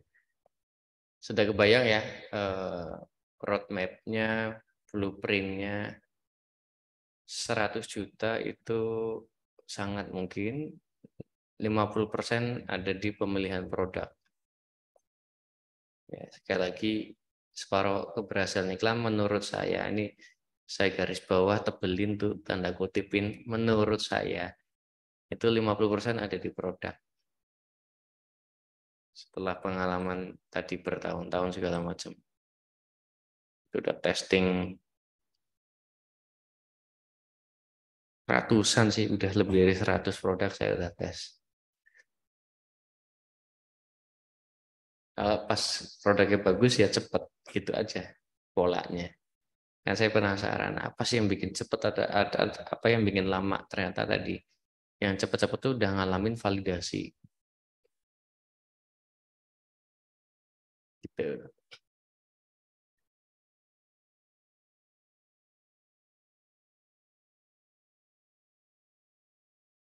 Ada yang bertanya lagi?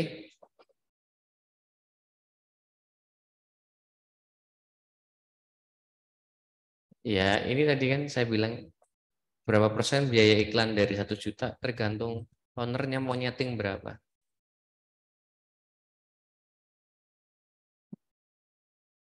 Kalau 30% segini. Oh ya, kalau budget 30 juta itu bukan berarti kita nyiapin uang segepok 30 juta di depan. Enggak.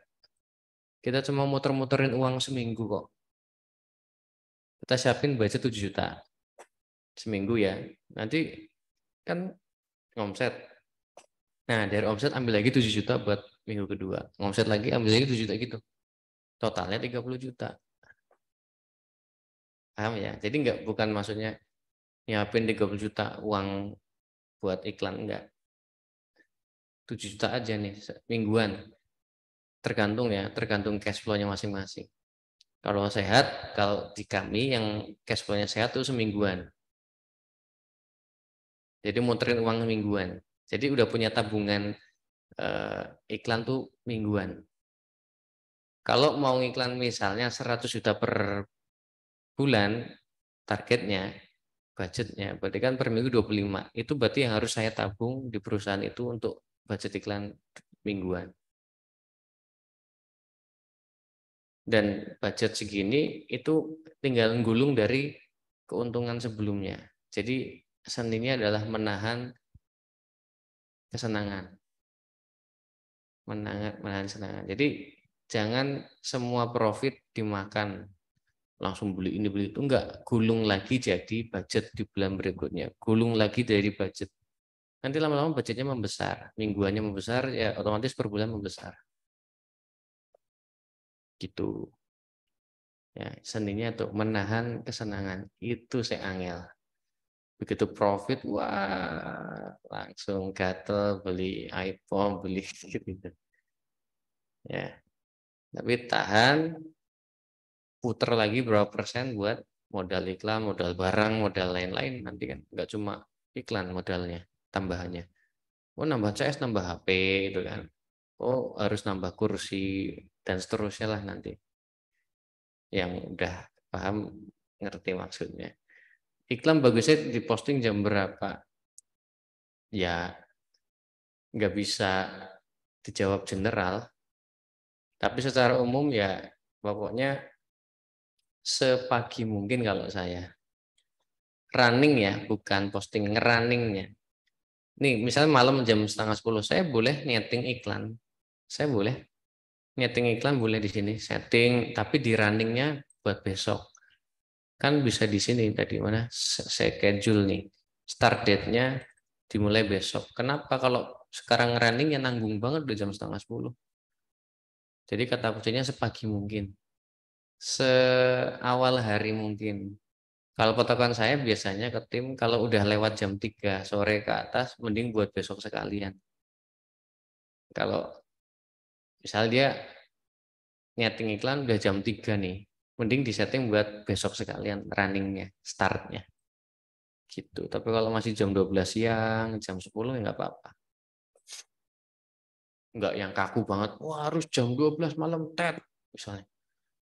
Wah, harus jam 5 subuh tet. Misalnya enggak. Kalau saya enggak begitu. Tapi ya silahkan, kan pengalaman afresher beda-beda.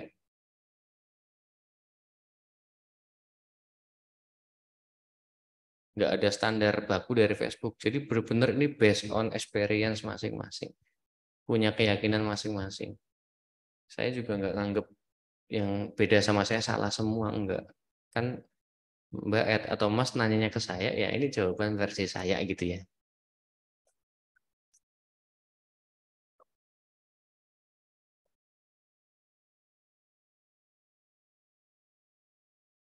Ada lagi. Ini semuanya pokoknya versi saya.